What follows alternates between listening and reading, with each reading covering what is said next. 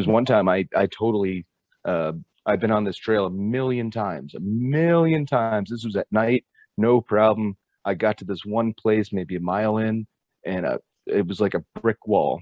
I had to stop the hike. I've never stopped a hike like that before, and especially someplace I've been so many times. But that's something right there. I was like, nope. So, but anyways, yeah. And then we can wander our way over, because this is Wandering Ways. What's Bigfoot possibility?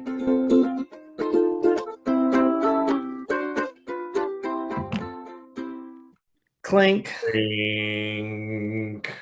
Oh, mine What's was up, man? Hey, how are you? I'm thirsty. Getting better. Oh, this water is smacking good today. I'm not gonna lie. Good. I'm glad. You know what else is smacking good today? That interview we have coming up for these guys. Oh yeah, we got a real special one today. I'm actually this was a fun one to do. We're coming back to kind of the reoccurring low-key secondary official unofficial theme, looking for Bigfoot. So today we brought on kind of a Bigfoot enthusiast is what he'll say, because he says no one is an expert. He's more of an expert than me, so he's an expert to me. But it's Mike Flamelant. I know I said it wrong there. But he has a YouTube show called In the Shadow of Big Red Eye. So make sure you go check that out on YouTube. It's him going out on expeditions looking for these. Honestly, it's pretty cool show. I watched a couple before prepping for the interview, and it's very genuine. It's him out there showing you the expedition experience, which is kind of nice. And it meshes really well with us, as we like getting out into nature. He likes getting out into nature. Well, and one thing that what I like about you bring up genuine, and I really like that word, because when it comes to these guys, I look at like Calvin, everyday backpacker, right? He's just like, hey, I love hiking. I moved to Montana to go hiking and live my dream. I work at an outdoor store so I can get discounts on hiking gear because I love hiking, and I'm going to tell you guys about it on my channel. This is the same here with Mike. He loves Bigfooting. He quit his job. We get into relationships too, and I can only imagine that having an impact on this Bigfoot community, and just everything else that kind of happens here. I kind of lost my train of thought, Mark. I apologize. No worries. Hey, listen, it's a great interview. We get into some Bigfoot stories, which are always a treat. He brought on the cool shit in nature today, which is always which is fun when people bring us cool shit in nature. And I like that. And what I really did like, and I kind of I want you guys to see and really go to the YouTube and check this out for your own eyes, because it is we're not going to tell you, but go check it out and you'll see what we're talking about. And we want to hear what you may think this is, what may have caused this, what may not have caused this. Yidda ya, yidda yay, just let us know today. Yeah. Anyways, we're just going to jump in. We got the creator, the star, the producer, the everything man for In the Shadow of Big Red Eye. Let's welcome on Mike. Alrighty, welcome. We have a super awesome guest today. We have kind of a Bigfoot expert in reality. We got Mike on today, who has a YouTube show called In the Shadow of the Big Red Eye, where he goes out looking for Bigfoot. And as everybody knows, as wanderers, we're looking for Bigfoot as well, getting out there. So kind of just to start off, Mike, if you want to introduce yourself, kind of let everybody know who you are. Yeah, well, I want to thank you guys first for having me on. That's cool as anything. I'm so happy to be here. So I am 32, and I'm a full-time Bigfooter. I have like I am an EMT, firefighter, graphic designer, all that good stuff. But I do bigfooting full time now, and it's super awesome because it's like I'm actually being able to support myself doing this. But yeah, so I had my first encounter back in 2011. It was the first time ever I went camping. I got some rocks thrown at me. It was crazy. So I Yeah. was like, man, I got to figure out what is doing this, you know? So and we get into the story later if you want, but that's yeah, I made it my goal like to figure out what could have done that, what could have thrown rocks at me in the middle of North Florida. Uh, so that's kind of what I made why I got into bigfooting, and I made the show because like I was really into bigfooting, and I was tired about all the shows on TV and about how they like are they don't portray how bigfooting actually is. So I decided I'm gonna make my own show. I had a little history in video editing, so I'm like I'm gonna make my own show about bigfooting, and now we're filming season 5. So that's awesome. That's Yeah. cool. No, go ahead, Zach. No, I said that's just really cool. What kind? I guess what does season 5 have in store? What can you share with us? I saw the hype video. Yeah. I checked out Well, season 5 is kind of weird because right now it's absolutely crazy because this is actually like the busiest time of the year for me. So like I said, we're filming season 5. Also, I'm trying to edit all the episodes and stuff. Um, and then also we're filming season 6 and 7 at the same time. Oh. So I'm filming because the way it worked out was like it was just going to be like one big season, like 9 episodes or so. But then we got some really good activity in one of the episodes, one of the smaller episodes that I was going to do. But we got some really good activity and persistent, ongoing activity. We captured something on thermal imaging, including a daytime video. I captured it. And then like 2 days later, there was a road crossing sighting like a quarter mile from where I had, my thermal imaging taken. So I decided I'm going to make that a season because that is way too in depth to try to get into like a 40-minute episode. Oh, cool. Yeah. Wow, that's pretty sweet. I was just wondering, like, so I watched a couple of the episodes. I saw the one where you went up to Maine and you actually stopped in the museum which looked really cool. But so it's outside that one season that seems to be on that hot spot that you had. Is each episode kind of like its own expedition that you do, or is it kind of like one expedition could be like 2-3 episodes? Well, the way I have been doing it is it's like one episode is one location per se. Like I said, with the next kind of seasons, that's going to be a little different. It is going to be kind of like more of a timeline thing for the one season where from start to finish, this is what happened and this is what ended up. But generally speaking, the only difference between the episodes and the seasons are like the quality of the videos and the quality of the editing. You don't have to watch them in order or anything like that to know what's going on. Oh, cool. Nice.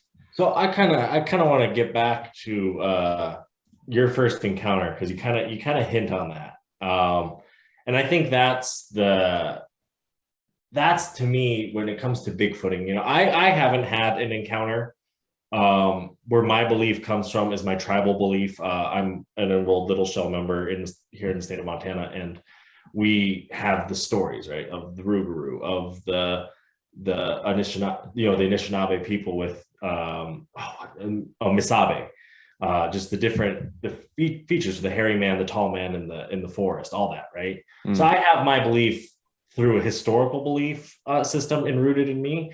I know Mark's had his encounter, so I'm curious to see what you and how that.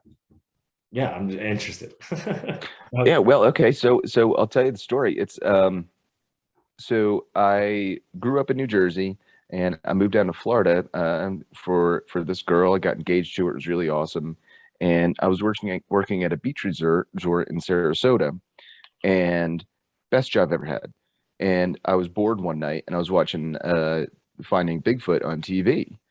And I was really bored, so I went on their website, and they're like, "Oh, you can come out on this Bigfoot expedition with us, pay some money, and come out and go Bigfooting." I was like, "Yeah, okay."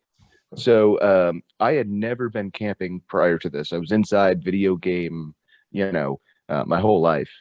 Uh, so like I said, I was engaged, so I was like, "Hun, guess what I just did?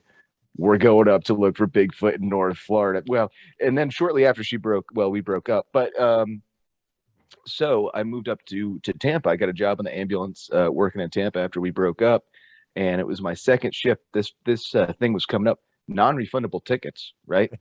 $600. All right.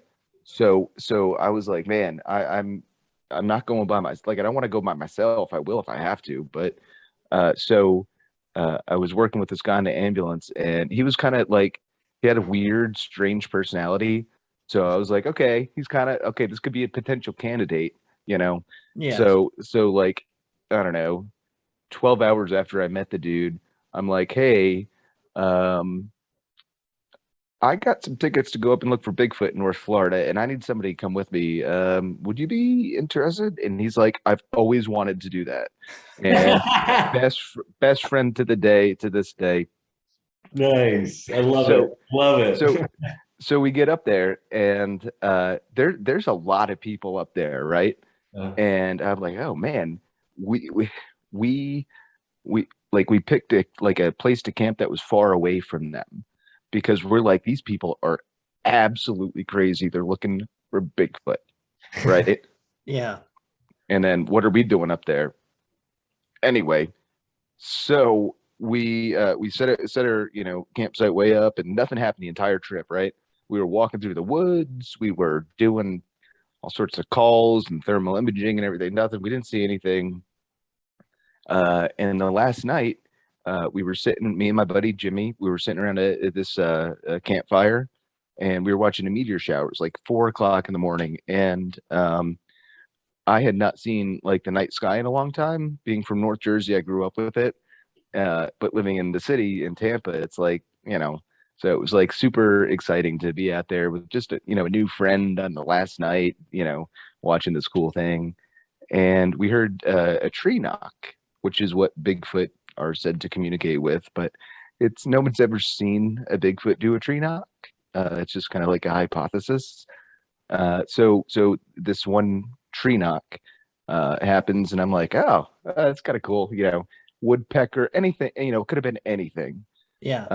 I don't put too much weight into it, and then maybe I don't know, a minute later, the complete opposite direction, another tree knock, but it was far away. I was thinking to myself, wow, we didn't have any activity. We paid a lot of money. There's a lot of like people that have come back on this thing year after year.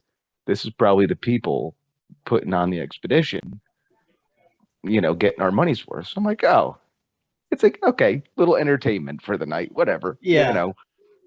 So, we're still having a good time or whatever. And maybe, I don't know, 10 minutes later, 15 minutes later, a little bigger, a little smaller than a fist, bigger than a golf ball, a rock kind of came crashing through the canopy. You can hear it's like a pine forest, but you could hear it come crashing through the canopy, whatever, and landed like 5 feet away from us. And freaked out, scared as anything. Okay, this is my first time in the woods. Okay, now we got something thrown. I was like, I was freaking out. My Jimmy, he was like, Mike, if you want to camp in the car, you're more than. And before he could finish the sentence, boom! I had my tent, I had my sleeping bag. I was just running to the car. So I locked myself in the car, and finally, Jimmy was like, Mike, listen, this is what Bigfoot do. Like, why? This is what we're here for. Why don't you come out and just, try to get evidence, enjoy the experience. So I was like, yeah, I suppose so. So over the course of the next 10 minutes, 4 of these same size rocks came and landed 5 to 10 feet away from us. And Wow. I don't know what's going on, right? I'm still thinking it's the people putting this on. And I'm thinking, Yeah. wow, these people are crazy. this is a lawsuit waiting to happen. Like, they got good aim, Yeah. So, and Bigfoot, throw rocks. So that's like or said to throw rocks. So that's like kind of like a thing. So I'm still thinking it's these people. And I'm like, oh man, like, wow, this is, a production here. So my friend Jimmy, he was like, I'm going to throw a rock back at it. And I said, I don't think that's a good idea. Like, if you think about it, there's two possibilities. It's a person or it's a Bigfoot. And both of them are lose-lose if you hit them, right? Like, there's not a win out of this that comes out of this situation. No. So he throws the rock back at it. And I knew it wasn't a person at that exact second because a laptop-sized boulder came crashing through the canopy and landed right next to us, about 5 feet away from us. Holy cow! Then everything big stopped.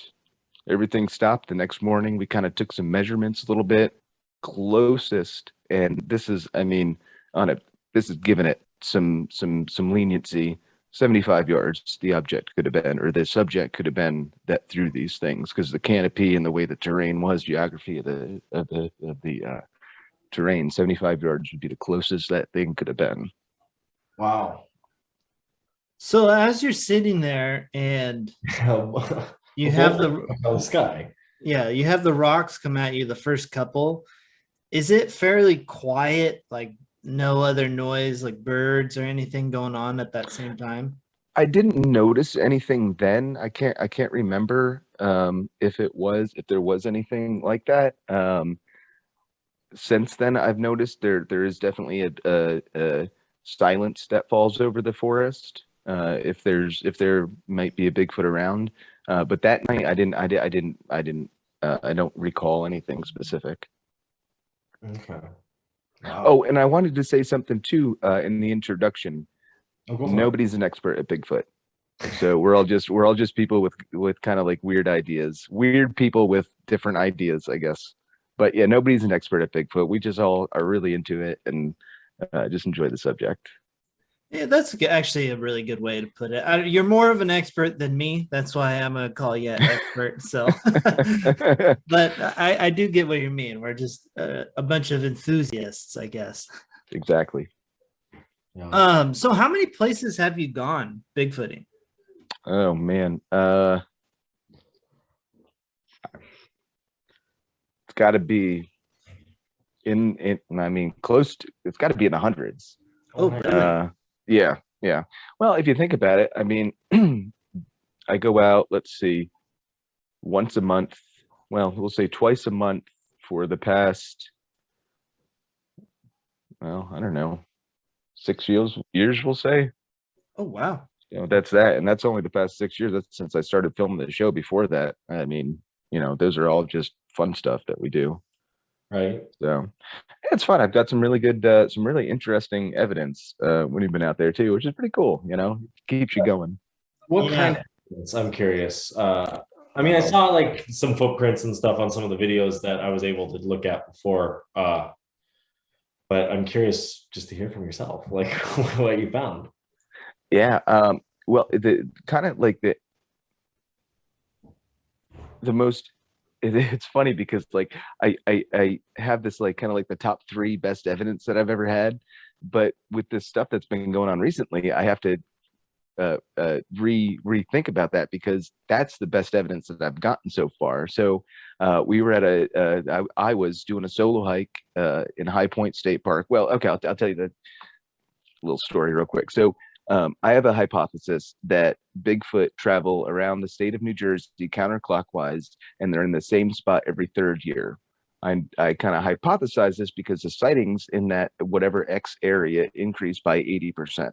So I do a lot of research in my county, in Sussex County, which is in Northwest Jersey, and I kind of like know I can gauge when they're coming, where they're going to travel. Just based on sighting reports and dates and stuff like that. So anyways, I picked a location, put an X on the map, right? Went there, did a little scouting hike, put some trail cameras up because I was going to be filming an episode right there.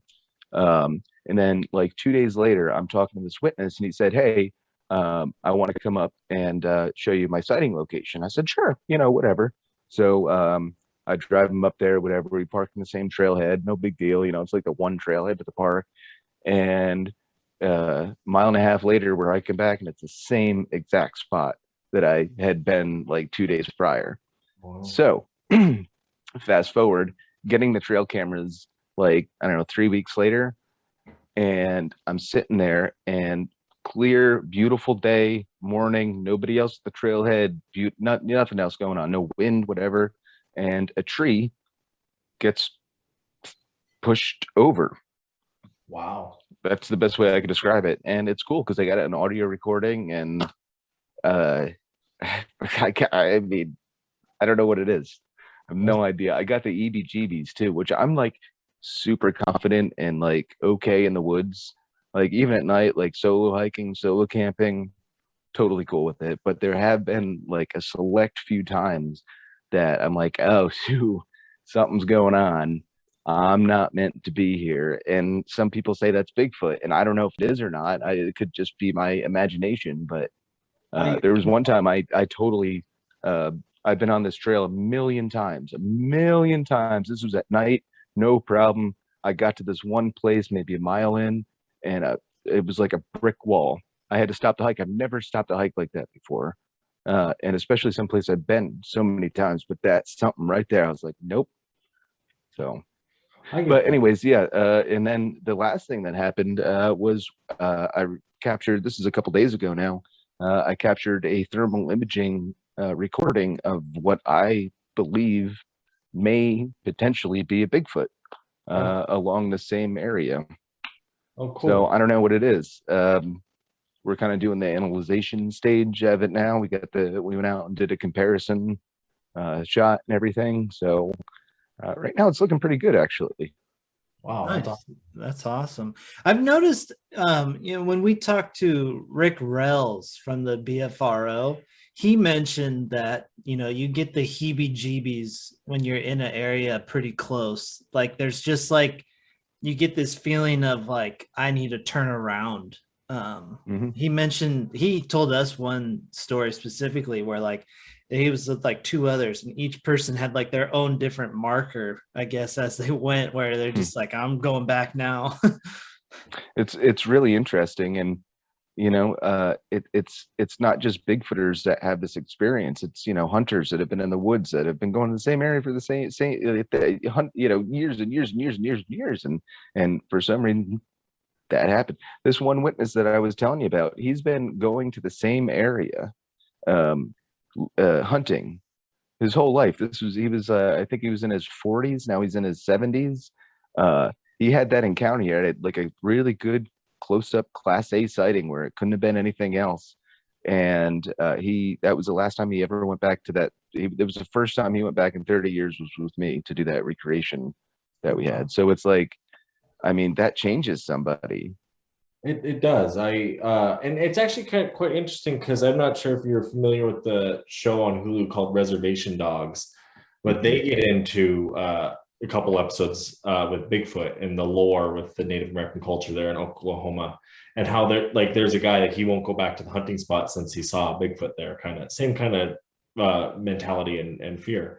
Yeah. I'm curious, you talk about when you go on these things, you're looking at like where sightings are happening, and I'm curious where your data is coming from. Are there certain Bigfoot organizations you're pulling that from, or do you have your own database? Or I guess... Yeah, what I use for sightings is everything. I used to be an investigator with the BFRO, which is kind of like the national, I think Rick is part of it, the national kind of like Bigfoot place. Yeah. And I used to be an investigator with them. However, I since have left the organization, and they have a really intense online database, which is awesome. However, it's not accurate.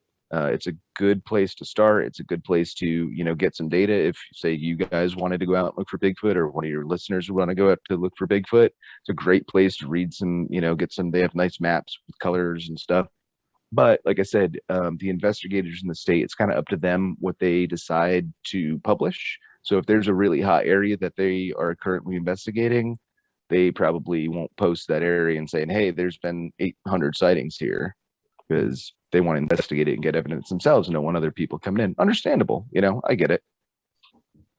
So what I look for when I go on expeditions is I pull up a map of Verizon, the cell phone coverage, and I look to see kind of where I want to go, and I see where there's no service, and that's where I look for a state park or a state forest.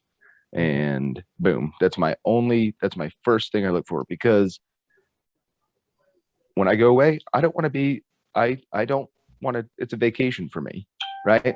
I don't need that. I don't know if you just heard my phone go off. I don't need that. You know what I mean? Yeah. Like, that's the last thing I want. So, and for everybody else on the trip too, a lot of people that I bring out with, aren't as in touch.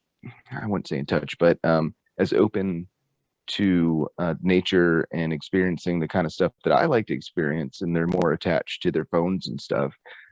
And I kind of, that's not what I'm all about. Actually, one of the reasons is why I made the show was to entice friends and families to get off their couch and see something that they wouldn't see every day. That's my goal. And so far it seems like it's been pretty good. I actually had in season 1 I had a message from somebody. He said, I recently became disabled, can't get out anymore. He didn't used to Bigfoot or anything like that, but he found my channel and he was like, listen, I really this show, I'm living vicariously through you, and I just want to say thank you. And I was like, oh man, Yeah, that's it. I knew, like, that was season 1. I'm like, okay, we're going. But Yeah. but like I said, it's everybody is so connected nowadays. It's important to disconnect sometimes. Now, with that being said, you also have to look, if you are Bigfooting, you have to look for what Bigfoot needs to survive. And what I would do next would be pull up like a bear population map, and wherever the bears are, the Bigfoot are going to be. That's just a basic kind of as a rule of thumb type of thing. And then you can go into looking at reports to get some specific areas that if you wanted to be on top of something new or whatever. Yeah. Oh, cool. It's interesting. So what's the like correlation between the high bear populated areas and the high chance of Bigfoot? Because I would think that there'd be some competition there. Yes, and that's why they're the same. I think Bigfoot and bear eat the same exact thing. So that's why I think that their populations are going to be extrememly similar. Florida is a perfect example. If you pull up a Bigfoot sighting map of Florida, there are 3 very specific clusters: Everglades, Ocala National Forest, and North Florida. You put a bear population map over top of it, it's the exact same. So that would lead me to believe that starting my hypothesis and where I begin to believe why I believe what I believe is I think that it would make sense that the Bigfoot are in the same area that the bear are, because they would need the same things to survive and the same things to eat. I agree, because I do believe when I look at it, especially from like living in Montana, bear were a plains animal, right? They used to live out on the Great Plains. The grizzly bear, matter of fact. Mm-hmm. Yeah, right. But they have been pushed so far into the mountains that they are living in the desolate areas where like it's hard for man to survive. The weather's not great. Just kind of these extreme places. And to me, I look at the grizzly bear in Montana, and I kind of think the same way as you do, where it's like these locations also make primal habitat for the Bigfoot. They're going to have the caves. They're going to have that's my belief. Yeah, absolutely. 100%. Yeah, that's I guess I've never really thought about that kind of connection between bear and Bigfoot like that. So I'm interested to kind of look at that a little bit more on my time. But I want to keep going. Like, do you have like a favorite kind of location that you've gone? Because you've kind of, Florida, as far south as Florida and as far north as Maine. So you've kind of been and I've all over the East. Been out to Michigan. I actually have a trip coming up I guess this is gonna be released beforehand, but I guess I have a trip coming up in a couple weeks down to Arkansas, going to all the way down around. So you have to be more specific when you ask like best place that I've been, because that's very broad. Would you mean for bigfooting? Would you mean for sightseeing? There's totally different Well, actually, characteristics. let's go with both because, I mean, one thing we're out there looking. That's kind of like our unofficial theme on the podcast is like we're always looking for Bigfoot, but our big main theme is just getting outside. So whether we want to hear your favorite sightseeing spot that you've been, and then your like kind of your favorite bigfooting, like high bigfooting, or maybe just your favorite bigfooting spot. Oh man. All right. So my favorite bigfooting spot, I gotta say, like,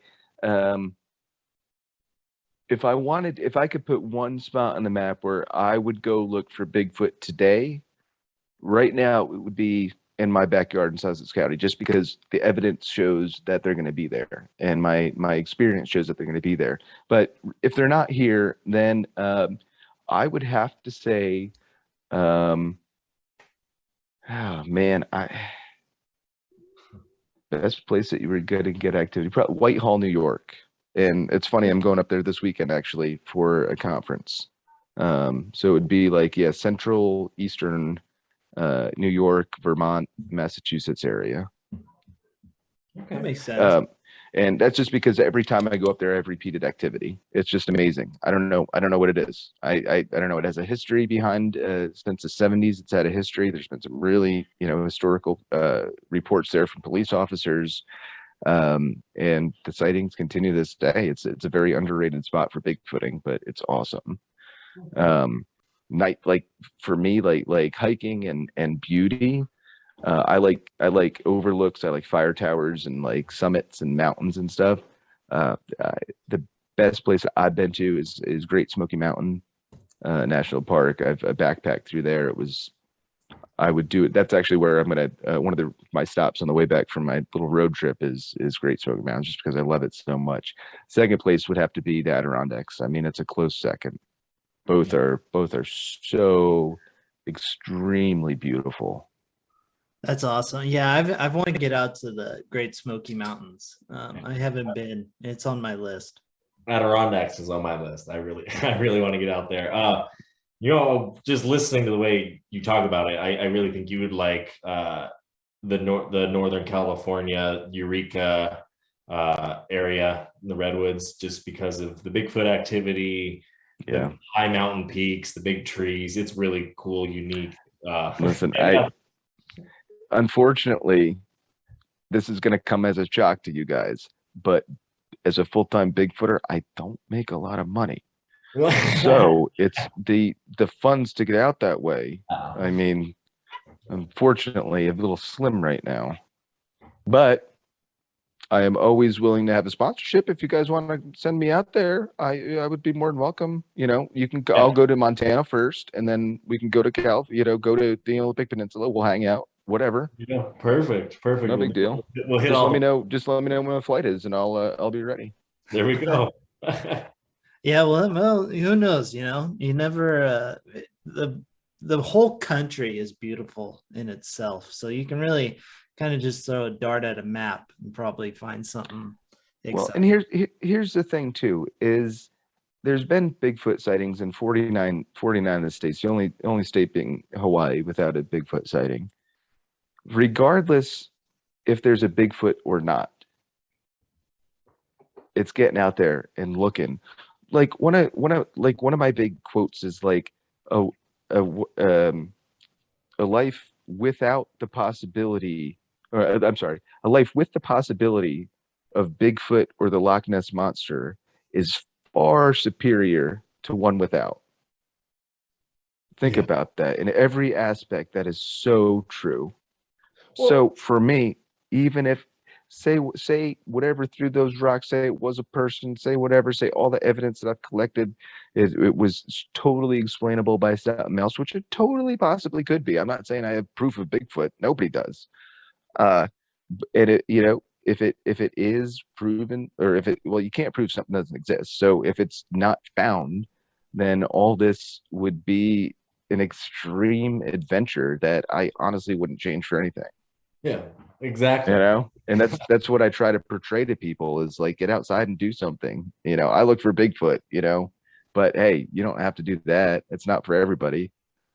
But you can No, go outside and like fish and hike and do survival. I got into like survival stuff. Who would me doing survival stuff is like, I don't know, fire on Pluto, but it's crazy because now I'm like into it. Like, I don't know. That's the only reason is because I got into Bigfooting.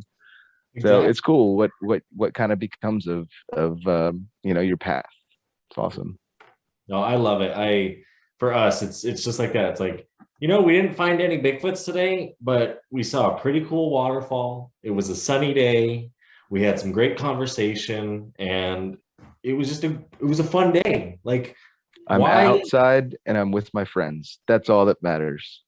Yeah, exactly. Whether you're Mhm. looking for Bigfoot or looking for marbles, you're just outside having a grand Mhm. old time. And even if you can't get out into the woods or into the deep whatever, you know, a walk around the neighborhood. That's better than sitting inside. You know, I know that, you know, a lot of people in the city unfortunately don't have the um the resources that we do. And it's a shame, really, but you know, still walk around, go out, you know, go outside. You know, there's got to be a little park or something, anything just to keep moving. It's so not only healthy for your body, but your mind. And that's what I've come to notice, especially like I do a lot of solo stuff recently. I've been doing a lot of solo hikes, solo expeditions, and it's it's really it's not only does it test your nerves a little bit, but it's so cleansing for your mind. It's like free therapy. I don't know. Can't beat it. No, I agree. I normally try to get out and do some sort of hiking trip just or a camping trip just myself because I know how good it is for me in my head to kind of Mm. clear. And I'm crazy. I talk to myself out loud. So I'm out there talking to myself out loud about all the different things running through my head. But I know in the long run, because I come out of that with a lot of good things.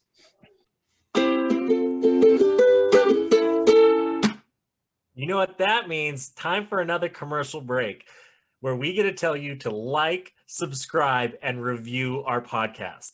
Whether you're getting that podcast on Spotify, iTunes, YouTube, WhatsApp, whatever podcast app you use, you can make it happen. And don't forget, this is also the time to let you guys know that you can pick up that Wandering Ways swag at the Teespring. Make sure to check it out. The link is in the bio down below or in the episode description. It's even in the show description too if you can't find it in the episode. But you can go on there. You can get your sweatshirts. You can get your shirts. You can get long sleeves, short sleeves. You can even get some socks. It looks pretty cool. Highly recommend. You will be impressing everybody at your next bonfire with some Wandering Ways swag. And if that's not enough, we're going to tell you to follow us individually on our social medias. You could check me out at the Ruguru or Zach of Wandering Ways. Check out the adventure firsthand where there might not be any ads. Exactly. And who doesn't like some good free pub? I need the followers to go up. So I'm going to throw out Reverend Marcus. Check me out on the Twitter, on the Instagram. I do some cool stuff. So please give me the follow. All right. We also do not cool stuff. Yeah. But anyways, let's keep wandering on. All right, so it is time for, again, I think my favorite segment. It's cool shit in nature. And this week, it's actually going to be cool. We're keeping a little bit off topic. Sometimes we can get a little off topic with it.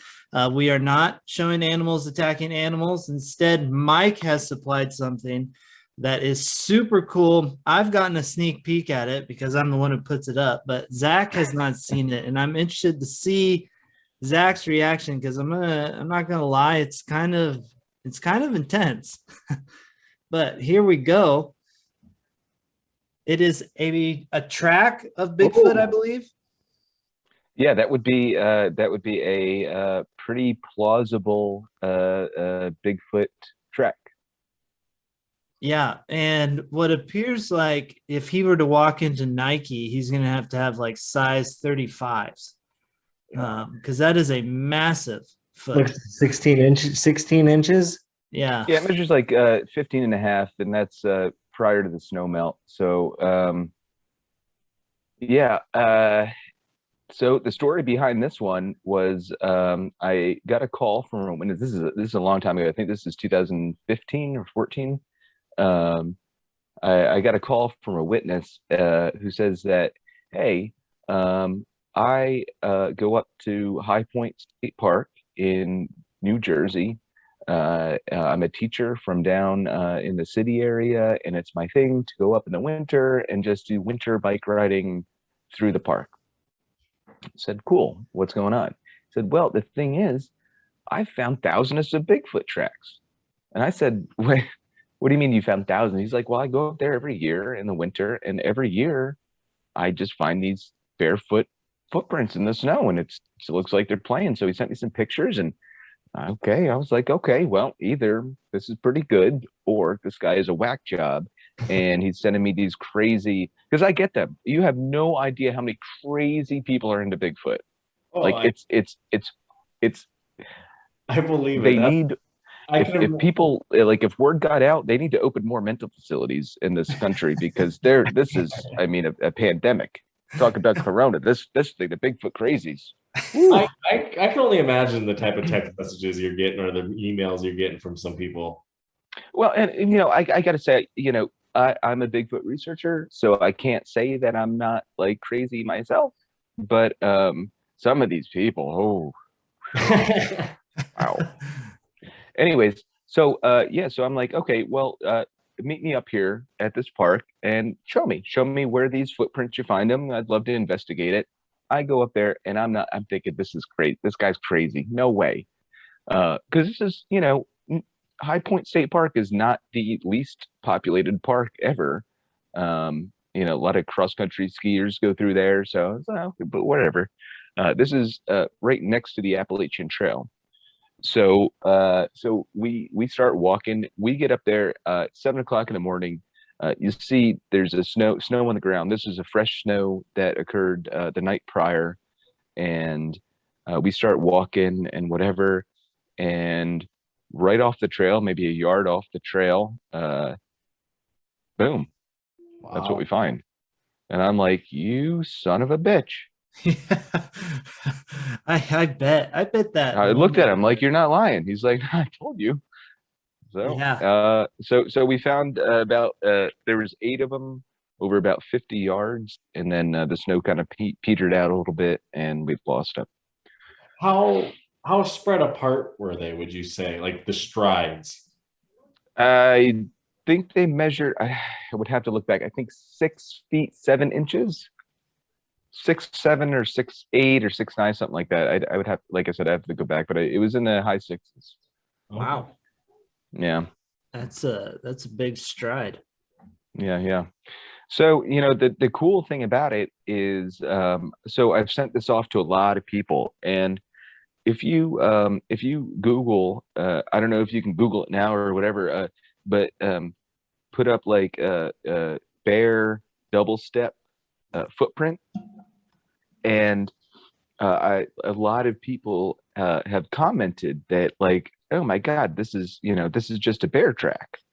Like it's hopefully we'll get a picture up in a second, but it's super clear. It looks like a human footprint that you know these bear do, and it's because their back foot steps in the front, their front, they step in the same track, and it leaves like a human like impression. So bear double step footprint. So was it kind of like this one right here? Yeah, there you go. And imagine that a little closer together.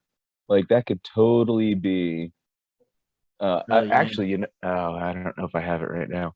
I was gonna say I could send you one that is a really good example. Anyways, so the bear kind of do that. So if we go back to the original picture there, what's interesting is we can rule out, well, we can't rule it out, but if this was a bear, because of the width of the top of the track, it would have been a New Jersey record-sized black bear plus 200 pounds. Wow. And that we get that just because of the width of the impression. Is that now is that impossible? No. Plausible? Probably not. So now we left with, what else is there? There's 4 impressions, probably 5 with the snow melt. I mean, a big humanoid flat-foot track. You tell me, what do you guys think it is? I mean, it's very convincing that it is humanoid. In my job, I work with feet. I work with a lot of feet, so I consider myself. Can I ask what you do, or is that like a fetish thing that you don't want to talk about? No. So I'm an athletic trainer. So I work with okay. sports teams, and the sports I work with. I was going to go down a dark route if you said something else, but okay. But I work with a lot of people that get sprained ankles. So I'm around feet a lot. Wrap ankles all day long. Yeah, you're just massaging those guys. Yeah. So, if foot mechanics, I'm pretty familiar with too. And, looking at it, it does look different from, the bare foot, even the double step that they had.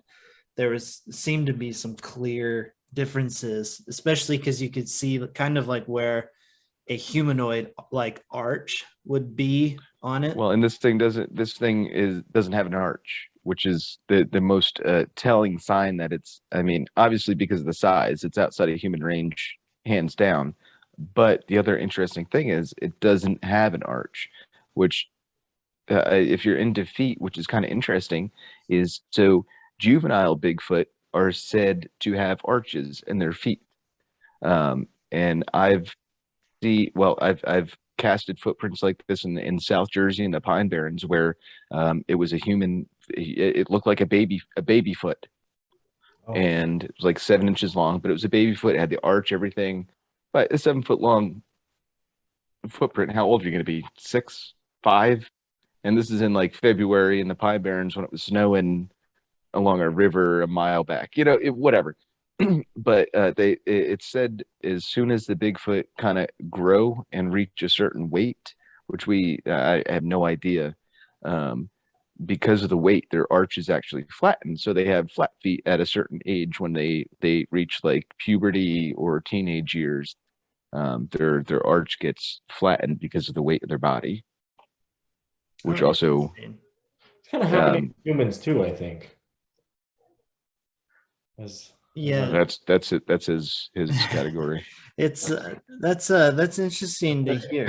Kind of the flatter foot kind of theory there. Let's kind of trail back because you've got by the time this airs, you're going to be having season 5 of the Shadow of the Big Red Eye coming out on YouTube. So if anybody listening, make sure to go check it out.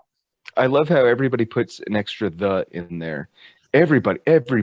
It's in the shadow of Big Red Eye. Oh, I mean I have it written how you said it. I know everybody. It's not you. It's. I should just change the name of the show, to be honest. Well, I'm also notorious of saying things very wrong. It wasn't a couple of weeks ago. We were talking about Lake Watery in South Carolina, and I kept saying, I think probably close to 10 times on the episode, Lake Watertree. So, it's kind of my thing is to say it wrong, I guess. Did you say my last name when you introduced me? I don't think you did. Probably in fear of saying it wrong. So go ahead, let's try it. I believe it's Flammers, right?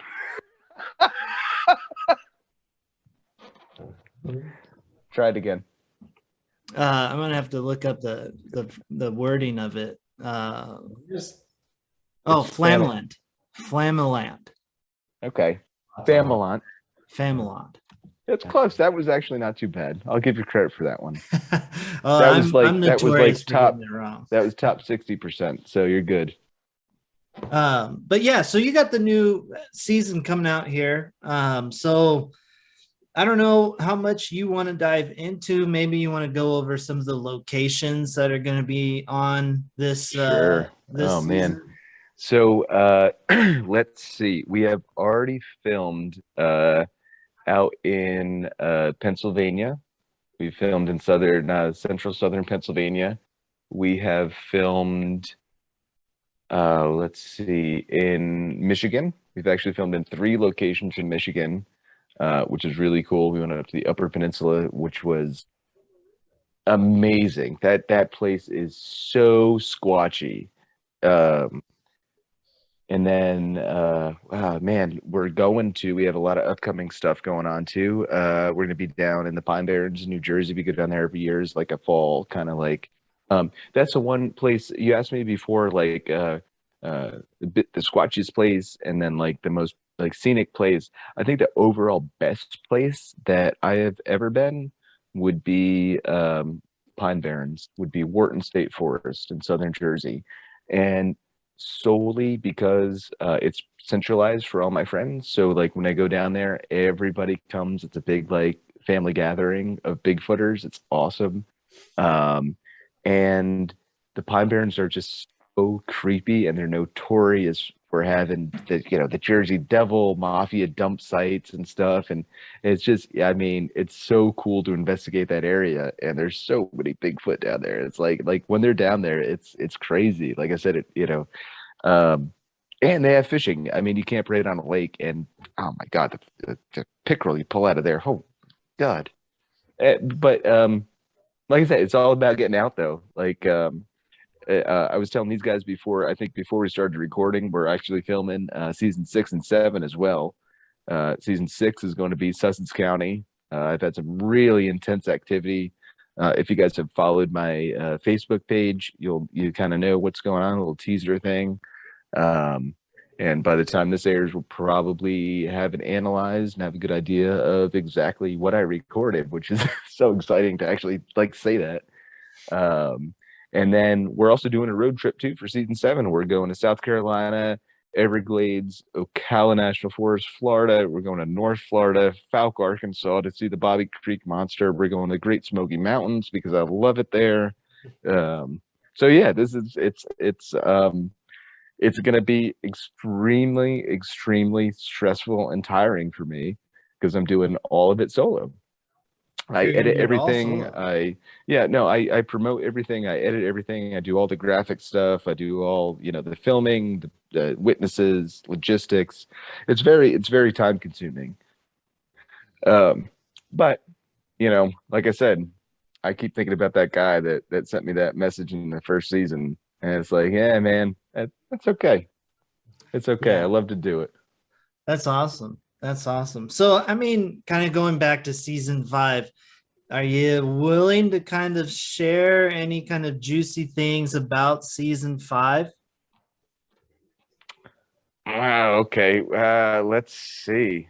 Man, it's hard because like I'm still filming it and still editing it, so it's very difficult.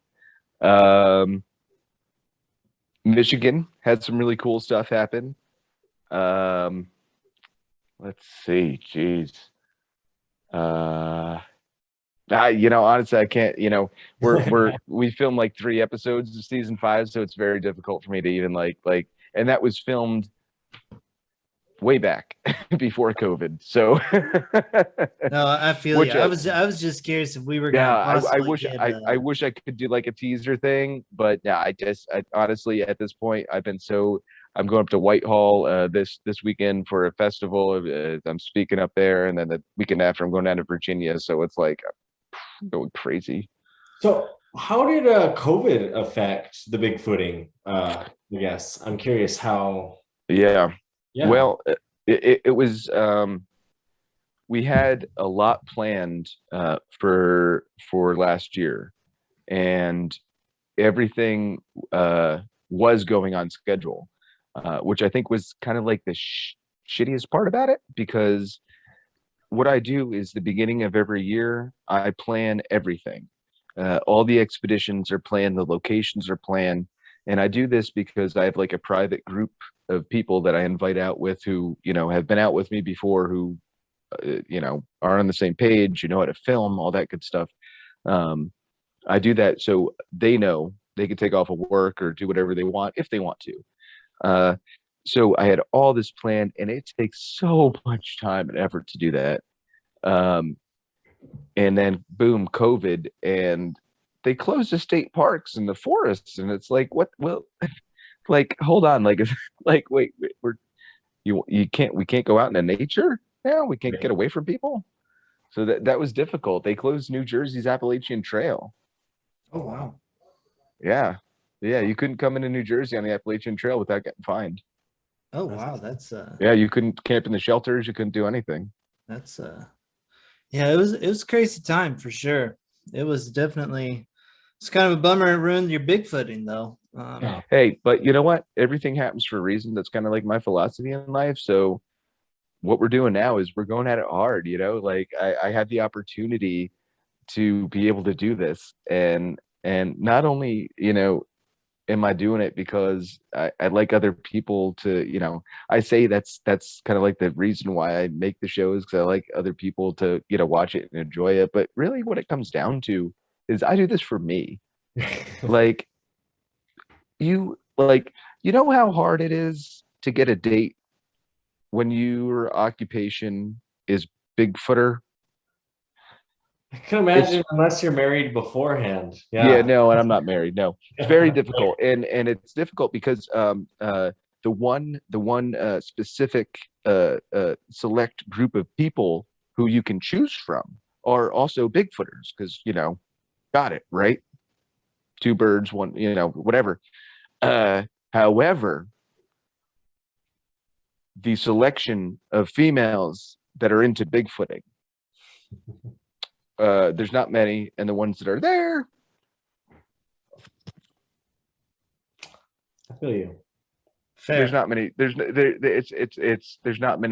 not many females in Bigfooting whatsoever. Well, So it's difficult to be able to find somebody who you can actually connect with, is what I'm trying to say. I get that. I mean, yeah, I can imagine. Our buddy Matt, he's kind of an interesting character. He's always searching for love too. He gives, every time he's on the podcast, does get. I mean, he's one of our best friends that we would go squatching with or go out into nature with. He's always doing that same thing. So I mean, if there's any ladies out there, we'll give him your contact. We'll send him. Go ahead and shoot us a message. It's filter. You got to filter first. Right. We got you. We got you. No, 100%. You got it. I mean, kind of before we get towards the end into the final words, is there anything about season 5, like thoughts, anything about just that season or the show in general that you want to share before we jump into the final words? I think it's just season 5 is kind of like that was my goal to get to. Kind of around season 2, the end of season 2, I'm like, you know what, I want to get to season 5, and it's been a very difficult journey. It's been on top of full-time jobs. It's been 3 other full-time jobs, editing, marketing, planning expeditions, doing expeditions. It's been very difficult, and it's season 5 is going to be the best that I have ever put out before. And I'd suggest that, watch the episodes. If you don't like it, you don't like it. I don't care. The thing about my show is I don't have any producers. I don't have like any networks that tell me what I can and can't do. Everything that I do on the show is totally me. And that's why I designed the show, is because that's, like I said in the very beginning, there's no true shows of what Bigfooting is all about. Like, you'll see, it's not about Bigfooting for me. We go, to these beautiful remote areas, and hopefully someone watching my show is going to go to those locations and look for Bigfoot themselves and hopefully find something. But if not, they're still out. We go, what's super interesting is, in most states, the highest percentage of Bigfoot sightings are in the poorest counties. So by us going to these sighting locations and these counties, we're bringing tourism into them. We go, and on our show, you'll see us walk through Main Street. We'll go to a diner and you'll see, and it's only solely because they're not paying it. We're not getting any.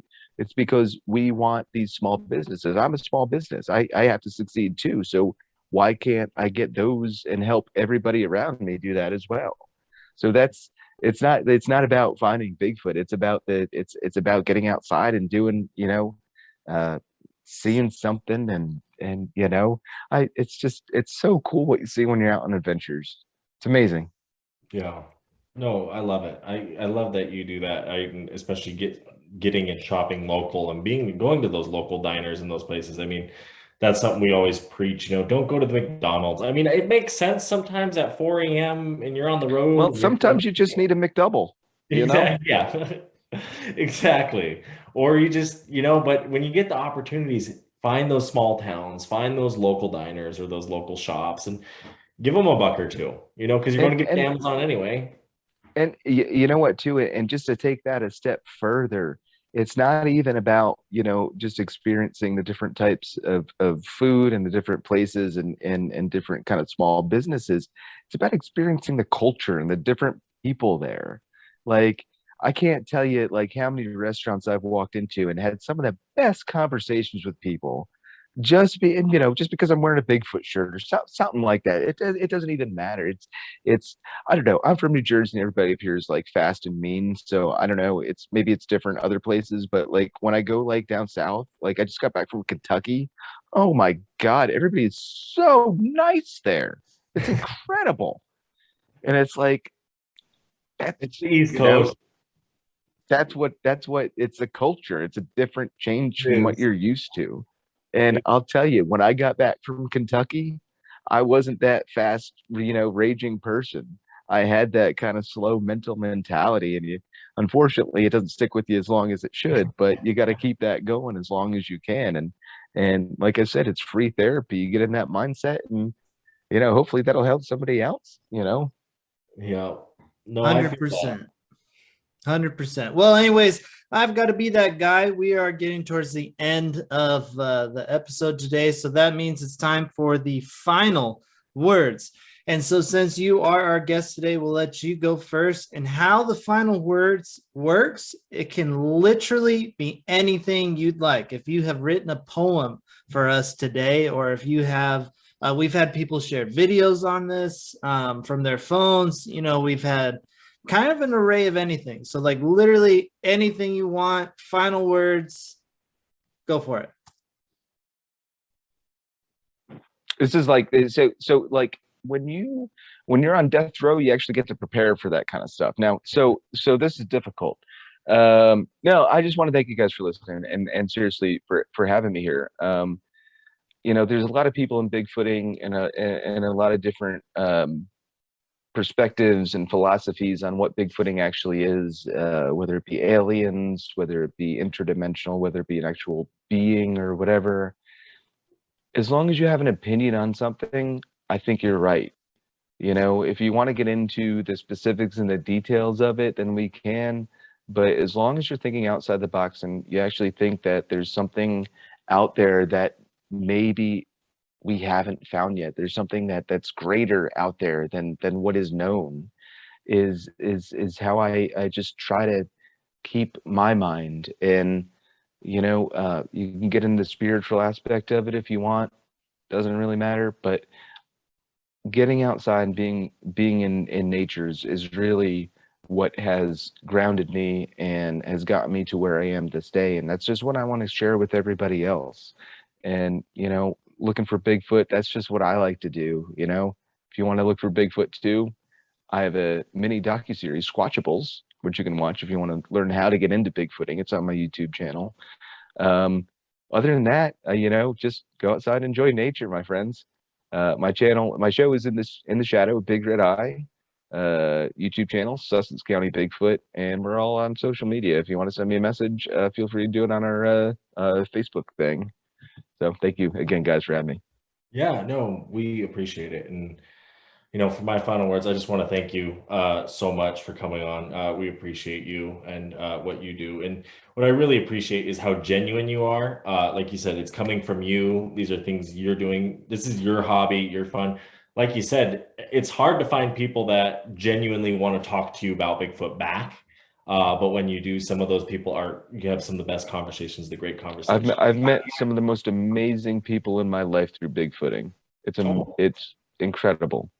And I love, and it's that passion for that seeking that unknown. And I think too, what we find ourselves when we're doing that, we sometimes get upset or down on ourselves and we stop doing that. And one of my things that I always tell people is, just put one foot in front of the other. You'll be on a hike sometimes and you're so tired, you're puking, you're done with it, but you just got to remember, just left foot, right foot, left foot, right foot, and you'll get down and and I've been out with a bunch of different type of people. I don't know if I could talk during the last word, but I've been out with a bunch of different type of people, and like some people are really into bigfooting, and that's all they want to do is just focus on, that I want to find this, I want to do this, I want to do that, and that's great, but that's not me.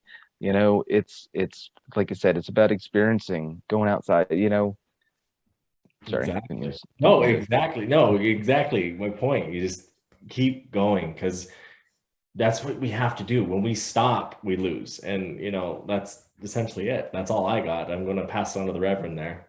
Yeah. Reverend's final words of wisdom. I just want to say thank you again so much, Mike, for coming on today. It was an absolute pleasure having you on, talking about all the expeditions you've been on, your stories, your show on YouTube.